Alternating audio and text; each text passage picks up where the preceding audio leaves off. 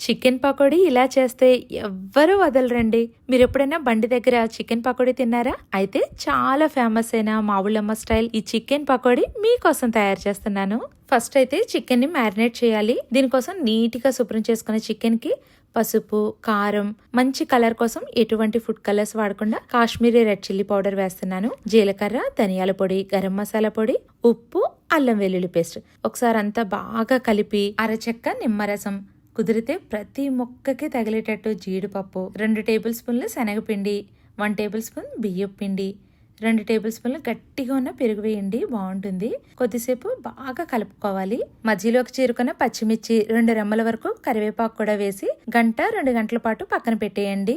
1 hour తర్వాత deep fry కోసం oil పెట్టుకుని వేడిగా ఉన్న ఆయిల్లో ఒక్కొక్కటిగా వేసి మంచి రంగు వచ్చేంత వరకు 2 వైపులా వేయించి తీసుకుంటే వేడిగా చికెన్ పకోడీ తయారవుతుంది. ఇంకెందుకండి ఆలస్యం, బయట దొరికే టేస్ట్ ని ఇంట్లో ఈజీగా చేసేయండి. అలాగే వీడియోని లైక్ చేసి సబ్స్క్రైబ్ కూడా చేయండి.